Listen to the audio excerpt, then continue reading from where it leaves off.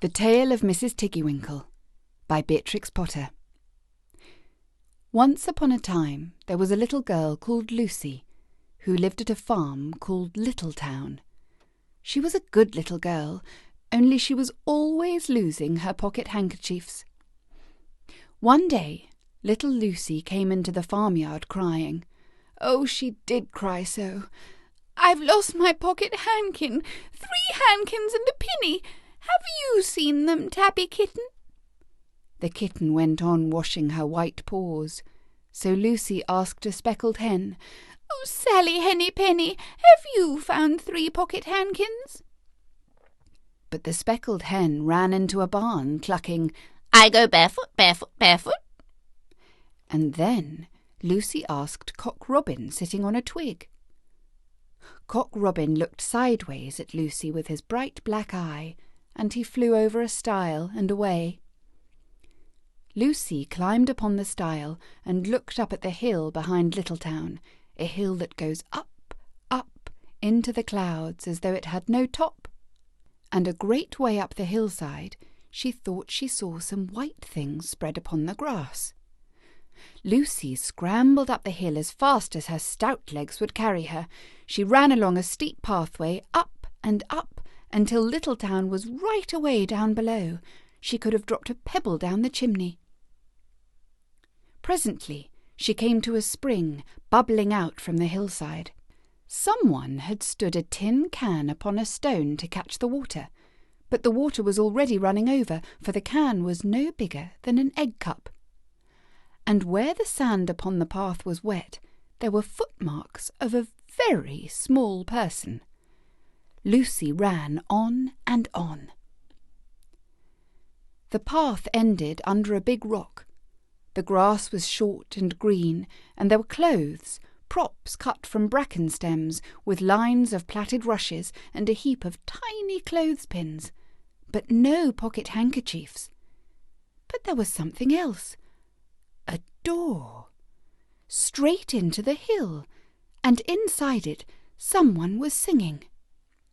"Lily white and clean, oh, with little frills between, oh, smooth and hot, red rusty spot, never here be seen, oh." Lucy knocked once, twice, and interrupted the song. A little frightened voice called out, "Who's that?" Lucy opened the door, and what do you think there was inside the hill? A nice clean kitchen with a flagged floor and wooden beams, just like any other farm kitchen. Only the ceiling was so low that Lucy's head nearly touched it, and the pots and pans were small, and so was everything there. There was a nice, hot, singy smell, and at the table, with an iron in her hand, stood a very stout, short person, staring anxiously at Lucy. Her print gown was tucked up, and she was wearing a large apron over her striped petticoat. Her little black nose went sniffle, sniffle, snuffle, and her eyes went twinkle, twinkle, and underneath her cap, where Lucy had yellow curls, that little person had prickles. "Who are you?" said Lucy. "Have you seen my pocket handkins?" The little person made a bob curtsy. "Oh, yes, if you please 'em. My name is Mrs. Tiggy-Winkle. Oh, yes, if you please 'em. I'm an excellent clear starcher." And she took something out of a clothes basket and spread it on the ironing blanket. "What's that thing?" said Lucy. "That's not my pocket handkin." "Oh, no, if you please 'em. That's a little scarlet waistcoat belonging to Cock Robin." And she ironed it and folded it and put it on one side. Then she took something else off a clothes horse. "That isn't my pinny," said Lucy.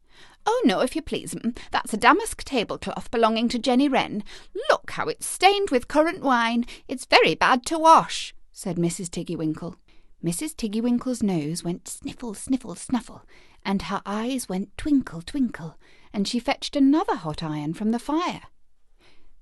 "There's one of my pocket handkins," cried Lucy, "and there's my pinny." Mrs. Tiggy-Winkle ironed it and goffered it and shook out the frills.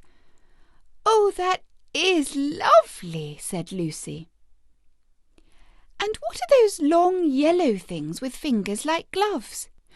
"Oh, that's a pair of stockings belonging to Sally Hennypenny. Look how she's worn the heels out with scratching in the yard. She'll very soon go barefoot," said Mrs. Tiggy-Winkle.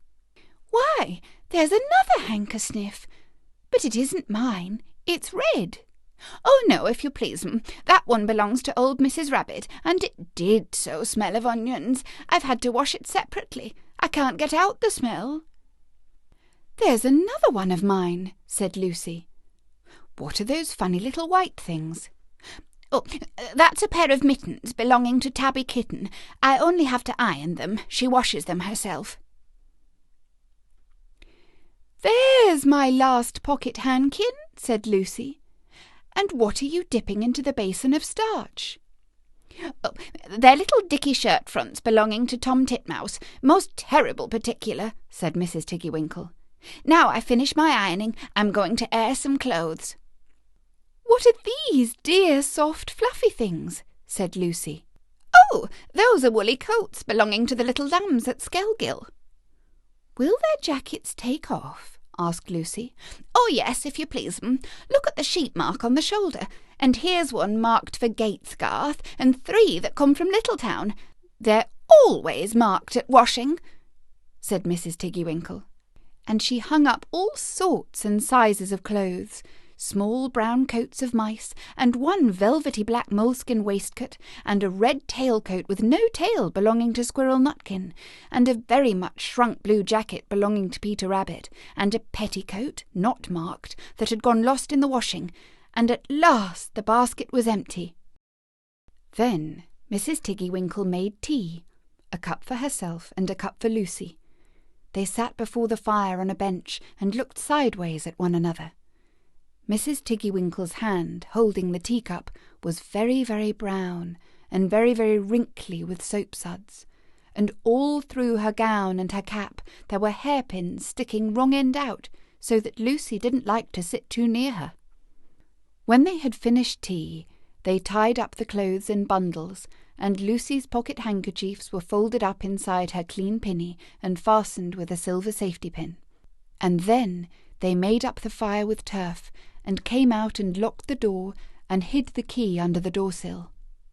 Then away down the hill trotted Lucy and Mrs. Tiggy-Winkle with the bundles of clothes. All the way down the path little animals came out of the fern to meet them. The very first that they met were Peter Rabbit and Benjamin Bunny. And she gave them their nice clean clothes, and all the little animals and birds were so very much obliged to dear Mrs. Tiggy-Winkle. So that at the bottom of the hill, when they came to the stile, there was nothing left to carry except Lucy's one little bundle. Lucy scrambled up the stile with the bundle in her hand, and then she turned to say good night and to thank the washerwoman. But what a very odd thing! Mrs. Tiggy-Winkle had not waited either for thanks or for the washing bill. She was running up the hill, and where was her white frilled cap, and her shawl, and her gown, and her petticoat? And how small she had grown, and how brown, and covered with prickles!